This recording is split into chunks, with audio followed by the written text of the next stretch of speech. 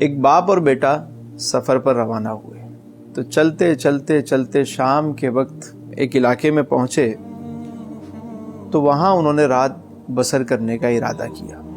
بیٹے کو بھیجا کہ وہ جو سامنے گھر نظر آ رہا ہے وہاں پتہ کرو کہ کیا ہم یہاں رات گزار سکتے ہیں۔ والد جو تھے ان کے وہ کاشتکار تھے، زمیندار تھے، زمین کو سمجھتے تھے، تو وہ جب انہوں نے اس زمین کو دیکھا تو حیران ہو گئے کہ یہ زمین تو بڑی زرخیز ہو سکتی ہے، لیکن یہ یہاں تو سارا سناٹا نظر آ رہا ہے، یہاں تو سارا ویرانہ نظر آ رہا ہے، یہ تو اس پہ کچھ کاشت ہی نہیں کیا گیا، یہ تو سونا اگلنے والی زمین ہے۔ خیر جب رات کو وہ بیٹھے، گفتگو چلی تو انہوں نے کہا کہ تم اس زمین پر کیوں نہیں کوئی کام کرتے؟ یہ زمین تو سونا اگل سکتی ہے، یہاں تو سبزہ ہی سبزہ مجھے ہر طرف نظر آ رہا ہے، لیکن تم نے کچھ کاشت ہی نہیں کیا۔ تو صاحب خانہ کہنے لگے کہ ہمیں اس کی نیڈ نہیں ہے۔ کہنے لگے کیوں؟ کہا ہماری بھائی ایک بھینس ہے، وہ بھینس جو ہے دودھ دیتی ہے، اچھا خاصا دودھ دیتی ہے، ہم خود بھی پی لیتے ہیں، جو بچ جاتا ہے اس کو بیچ دیتے ہیں اور اس سے اپنا گزر بسر کر لیتے ہیں، اللہ خیر سلام، ہمیں ضرورت ہی نہیں ہے کسی چیز کی۔ اس شخص نے بہت قائل کرنے کی کوشش کی، لیکن وہ نہ گھائل ہوئے نہ قائل ہوئے، نہ اس بات کو انہوں نے سیریس لیا۔ صبح ناشتے کے بعد جب یہ دونوں باپ بیٹا واپس چلے تو چلتے ہوئے دیکھا کہ ایک پہاڑی کا ٹیلہ ہے، ایک اونچا ٹیلہ ہے، اور اس پر اس شخص کی بھینس کھڑی ہوئی ہے۔ تو وہ سمجھ گئے کہ ارد گرد کوئی اور بھینس تو ہے نہیں، یہی بھینس اس کی ہے۔ تو دونوں باپ بیٹا اوپر چڑھے تو باپ نے کیا کیا، اس کی رسی کھولی بھینس کی اور اس کو دھکا دے دیا، اور وہ بھینس گری اور اس کا کام ہو گیا۔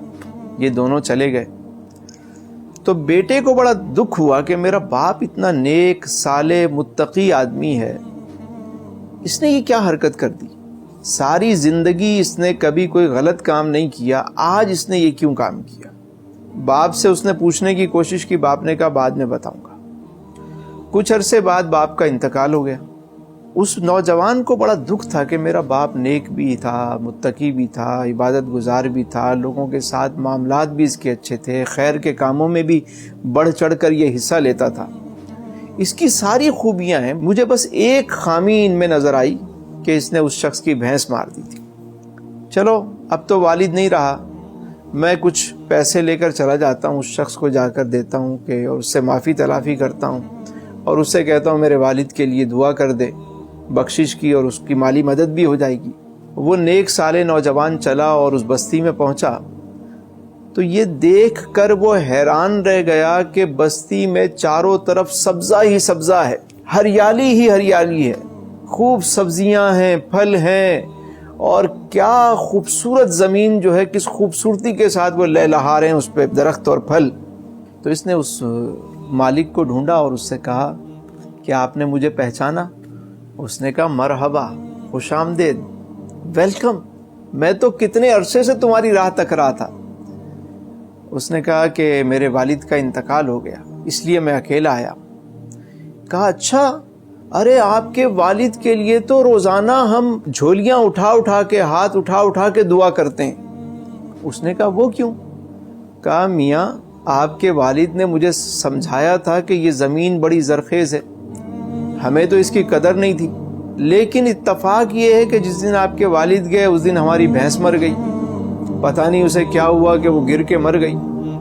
اس کے بعد ہمیں تمہارے والد کی بات یاد آئی کہ اس زمین پہ کام کرنا ہے، ہم نے کام شروع کیا اور دیکھتے ہی دیکھتے قدرت نے اس میں برکت ڈالنا شروع کی، برکت ہوتی چلی گئی، آج تم دیکھ رہے ہو ہم کتنے خوشحال ہو گئے، یہ سب تمہارے والد کی وجہ سے ہوا، ہم تو روز سب ان کے لیے دعا کرتے ہیں۔ تو اس نوجوان کو اپنے والد کی وہ حکمت اور دانائی اور والد کی وہ بات یاد آئی کہ جب تک ان کی بھینس رہے گی یہ ترقی نہیں کر پائیں گے۔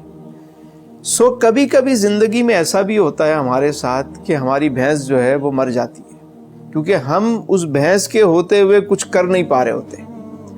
جب میں اپنے ارد گرد لوگوں کو دیکھتا ہوں تو مجھے بہت ساری بھینسیں نظر آتی ہیں جو وہ ساری زندگی پال رہے ہوتے ہیں اور کچھ اور کرنے کا سوچتے ہی نہیں ہیں، اور اچانک اگر کسی کی بھینس مر جائے تو یوں سمجھیں کہ اس کے لیے آگے بڑھنے کے کئی راستے نئے کھل جاتے ہیں، बस उठ बांध कमर क्या डरता है, फिर देख खुदा क्या करता है।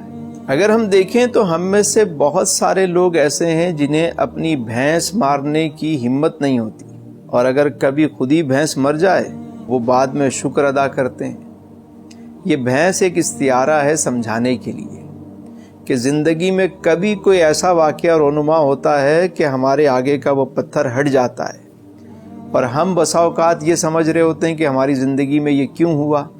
दर हकीकत वो हमारे अपने फ़ायदे के लिए होता है।